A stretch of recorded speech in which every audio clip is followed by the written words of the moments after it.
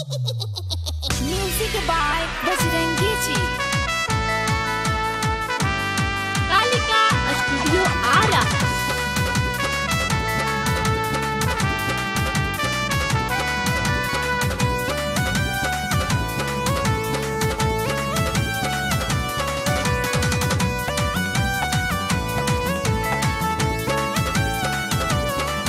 जानी ठेवना से ऊपर उठावा घंगोरी, न जरूरत से ज्यादा दिखावा टंगोरी। जानी ठेवना से ऊपर उठावा घंगोरी, न जरूरत से ज्यादा दिखावा टंगोरी।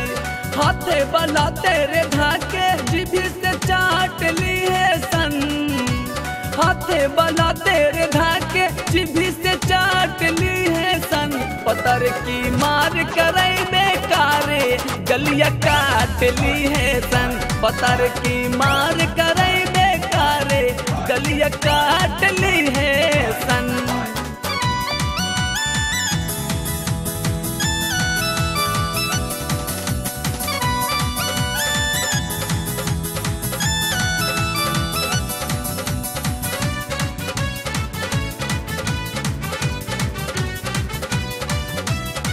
हटे रंगदार खतरनाक इता जीला। एगो बड़ू पीस देखा कितना बड़े पीला।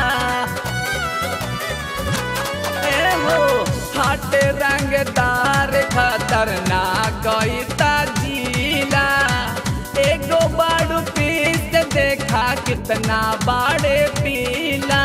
धके करे जाम कच दे कौनो साट ली है सन। पतर की मार करे बेकारे गलिया काट ली है सन। पतर की मार करे बेकारे गलिया काट ली है सन।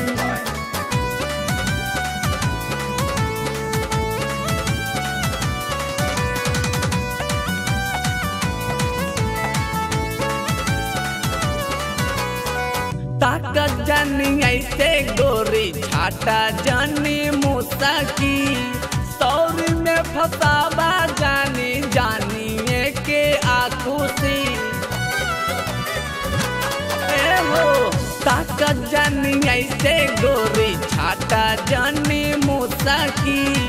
सौर में फसावा जानी जानिए के आखुशी। यही स्टेजबे पे आके रेगुसार दी है सन।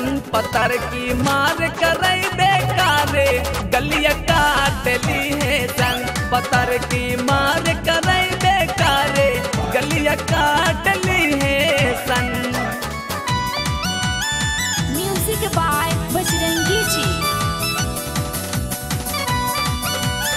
Kalika Studio Ara.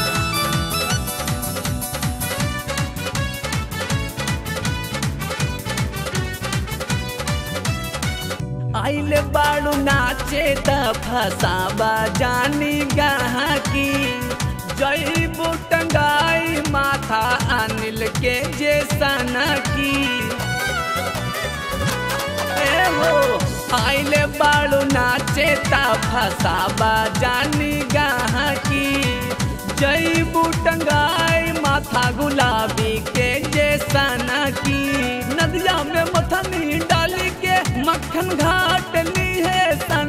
पतर की मार करे बेकारे गलिया काट ली है सन। पतर की मार करे बेकारे गलिया काट ली है सन।